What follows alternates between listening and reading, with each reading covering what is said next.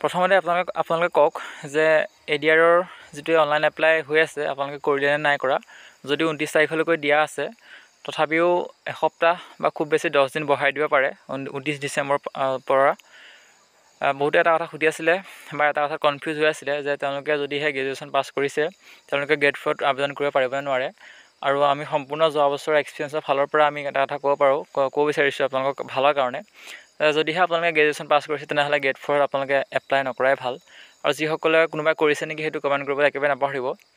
কাৰণ যদিহে আপুনি যিটো এমপ্লয়মেণ্ট এক্সচেঞ্জত যদি আপুনি গ্ৰেজুৱেশ্যন বা তাৰপিছতো যদি আপুনি হায়াৰ ছেকেণ্ডেৰী পাছ কৰা দেখুৱাই যদি আপুনি পৰীক্ষাত বহিম বুলি ভাবিছে বা চাকৰিটো পাম বুলি ভাবিছে তেনেহ'লে পাছলৈ হয়তো সমস্যা হ'ব পাৰে।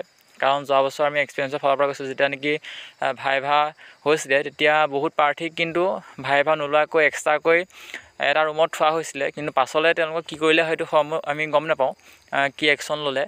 আৰু যোৱাবাৰ ঠিক তেনেকৈ বহুত ঘটনা সংঘটিত হৈছে, বহুত আমি বাতৰি পাইছিলোঁ। আৰু এইবাৰ সেইকাৰণে সম্পূৰ্ণ প্ৰক্ৰিয়াটোকে চেঞ্জ কৰি দিছে। আপোনালোকে এপ্লাই কৰাৰ সময়ত গ্ৰেজুৱেশ্যন হয়নে নহয় সোধে। আৰু যদি আপুনি গ্ৰেজুৱেশ্যন হয় তেতিয়াহ'লে গ্ৰেড 4 এপ্লাই কৰিব নোৱাৰিব। আৰু যদিহে কৰে তেনেহ'লে হয়তো আপুনি ৰিজেক্ট হ'ব পাৰে। যদি আপুনি চাকৰিটো পায়ো বা যদি ভাল মাৰ্কছো পায় তেতিয়াহ'লে ৰিজেকশ্যনো হ'ব পাৰে। কাৰণ সম্পূৰ্ণ এইবাৰ সেইটো ছিষ্টেম দিছে যিটো নেকি যোৱা বছৰ দিয়া নাছিলে।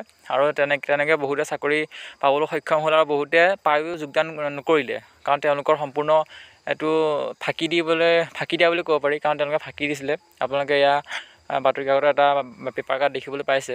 কাৰণ চৰকাৰে লিগেলি একশ্যন লওঁ বুলিলে ল'ব পাৰে। কাৰণ এইটো সম্পূৰ্ণ আইনীভাৱে পাছ কৰা হৈছে, কেবিনেটত পাছ কৰা হৈছে যে গ্ৰেড 4ৰ কাৰণে কি কোৱালিফিকেশ্যন লাগে বা গ্ৰেড 3 কাৰণে কি কোৱালিফিকেশ্যন লাগে সেয়া সম্পূৰ্ণ আইনী প্ৰক্ৰিয়াৰে এটা কেবিনেটত সিদ্ধান্ত কৰাৰ পাছত আচলতে এইটো প্ৰযোজ্য হয়। গতিকে ইয়াৰ বিৰুদ্ধে যোৱাটো সম্পূৰ্ণ এটা আইনৰ বিৰুদ্ধ কাম।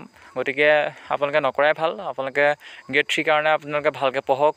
গ্ৰেড 4ৰ কাৰণে যিসকল নেকি 8 পাছ কৰিছে বা 10 পাছ কৰিছে তেওঁলোকে আবেদন কৰিব। আৰু যদিহে আপুনি গ্ৰেজুৱেশ্যন কৰে তেতিয়াহ'লে আপোনালোকে যিটো হায়াৰ ছেকেণ্ডেৰী লেভেলৰ কেটেগৰী 1 কেটেগৰী 2 আৰু যিটো আপোনাৰ গ্ৰেজুৱেশ্যনৰ কেটেগৰী 1 কেটেগৰী 2 সেইবিলাকক আপোনালোকে এপ্লাই কৰক আৰু ভালকৈ পঢ়া শুনা কৰক। নিশ্চয় আপোনালোকে চাকৰি এটা পাবলৈ সক্ষম হ'ব।